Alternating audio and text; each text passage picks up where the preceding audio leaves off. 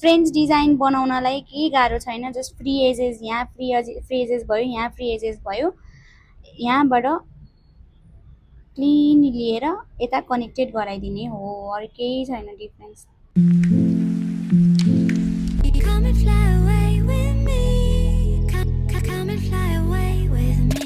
French nail कसरी बनाउने त? Hi, this is Dipa Shrestha and you are watching me on my channel with another blog. र योभन्दा अगाडिको एपिसोडमा चाहिँ मैले जेल नेल एक्सटेन्सन कसरी गर्ने भनेर स्टार्टिङदेखि नै तपाईँहरूलाई सिकाइदिएको छु। र यसमा चाहिँ म डिजाइन बनाउनेवाला छु फ्रेन्च नेलको। सो डिजाइन हामीले फ्रेन्च डिजाइन भनेको चाहिँ एकदम चलेको चर्चित डिजाइन हो, एभरग्रिन डिजाइन हो, तपाईँलाई जहिले काम लाग्ने डिजाइन हो। र कसरी बनाउने भनेर चाहिँ म तपाईँहरूलाई देखाउनेवाला छु। हाम्रो चाहिँ बेस अलरेडी रेडी भइसकेको छ है। सो अब यसमा चाहिँ हामी फर्स्ट कुरा भनेको चाहिँ न्यूड कलर लगाउँछौँ है त।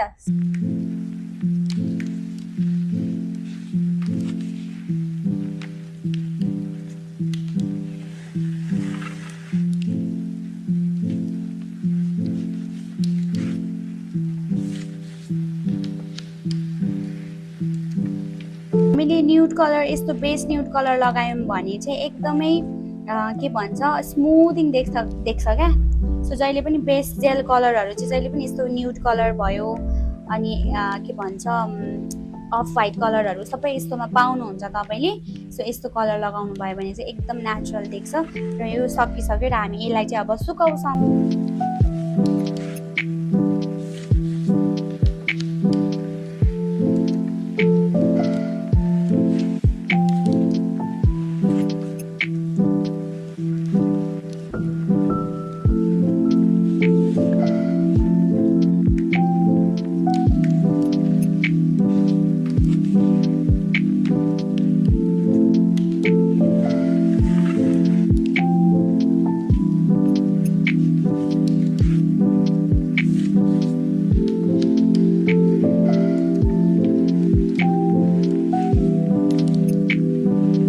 गाइज यो चाहिँ हामीले एक कोट लगायौँ। अब म यसमा फेरि डबल कोट लगाउनेवाला छु, किनभने भित्रको अझै देखिरहेको छ क्या, त्यही भएर।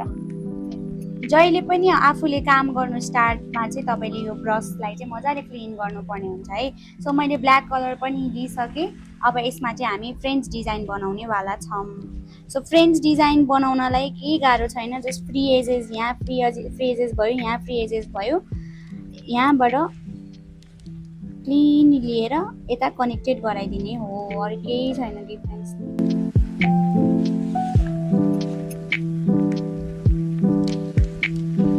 अब चाहिँ रिमेनिङ पार्टमा चाहिँ तपाईँले जस्ट यसरी कलर लगाइदिन सक्नुहुन्छ।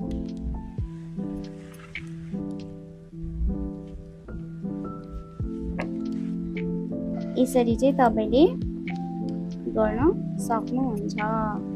यसरी चाहिँ तपाईँले सबैमा फ्रेन्च नेल बनाउन सक्नुहुन्छ। सिमिलरली तपाईँले व्हाइट कलरको पनि गर्न सक्नुहुन्छ फ्रेन्च, केही छैन। जस्ट हाफ यसरी तपाईँले लिएर आउने है, केही गर्नु पर्दैन, हाफ लिएर आउने।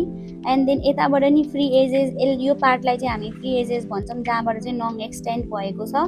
त्यो फ्री एजेसबाट फेरि यसरी हामी चाहिँ सेन्टरमा कनेक्ट गराउन खोज्छौँ है।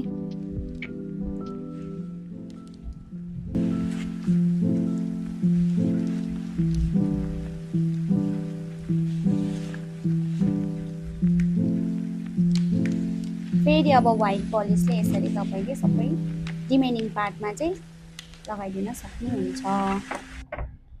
अनि ब्याक एन्ड फोर्थ यो ब्रसले चाहिँ छेउछाउमा लागेको छ कि छैन त्यो सबै तपाईँले हेर्न सक्नुहुन्छ।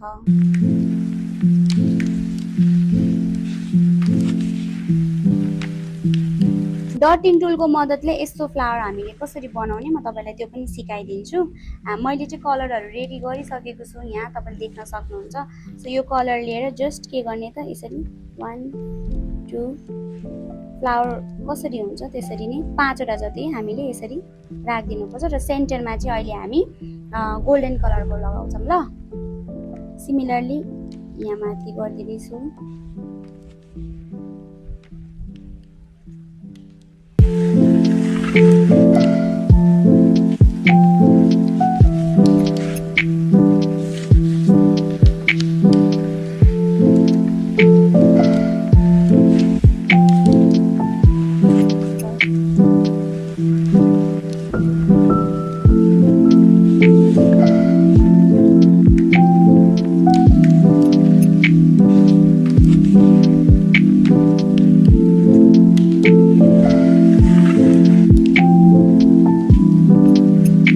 सेन्टरमा चाहिँ हामी डटिङ टुलले यसरी डट गरिदिन्छौँ।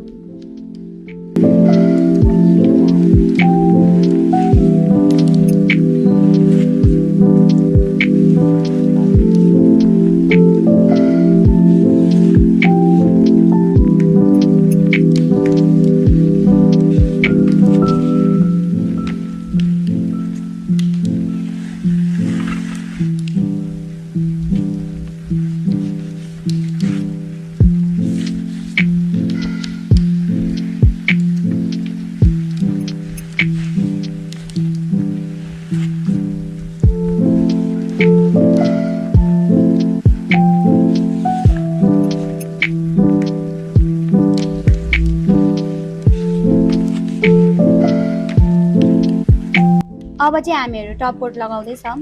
टप कोटले चाहिँ सबै हाम्रो जति पनि प्रोसेस हामीले गऱ्यौँ सबै सेट गर्नमा हेल्प गर्छ र फिनिसिङ दिन्छ, अलिकति साइनी देखाइदिन्छ।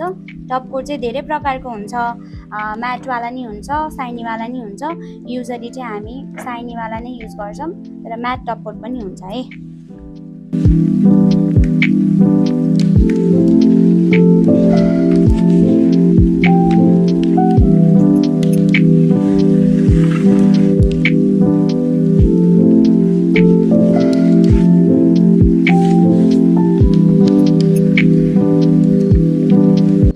यति धेरै हामीले चाहिँ यो गरेको छौँ, ड्राई गरेको छौँ, अनि सुक्खा बनाएर के स्टेप गरेको हुन्छौँ, र लास्ट पार्ट भनेको चाहिँ हामीले यसलाई नरिस गर्नु पर्यो क्या। त्यही भएर चाहिँ हामी के गर्दैछौँ, क्युटिकल ओइल लगाउँदैछौँ।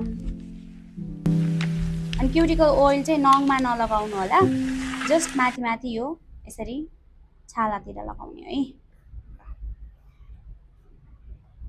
तपाईँले चाहिँ हेर्नु नै भयो होला फ्रेन्च नेल हामीले कसरी बनाउँछौँ। ब्ल्याक कलर व्हाइट कलर दुइटैबाट मैले फ्रेन्च नेल बनाउन सिकाएँ तपाईँहरूलाई।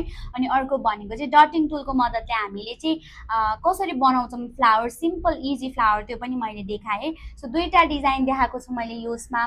तपाईँहरूलाई मन पर्यो होला, मन पर्यो भने चाहिँ भिडियोलाई लाइक सेयर सब्सक्राइब गरिदिनु होला, र यस्तै यस्तै भिडियो लिएर चाहिँ म आउनेवाला छु। नोटिफिकेसन तपाईँको अन गर्नु होला। र हाम्रो चाहिँ यो एपिसोड 2 हो हैन, जहाँ चाहिँ मैले नेल डिजाइनको बनाएको छु। त्यस्तै गरी गरी तपाईँले चाहिँ कमेन्टमा चाहिँ लेख्न सक्नुहुन्छ तपाईँलाई नआएको, तपाईँलाई सोध्न मन लागेको कुरा, सो द्याट म फर्दर अर्को एपिसोड्समा चाहिँ त्यो कुराहरू चाहिँ लिएर आउनेवाला छु। त्यही भएर चाहिँ अहिले चाहिँ अब मैले एन्ड गर्नुपर्ने हुन्छ। त्यही भएर चाहिँ bye bye, see you in my next video.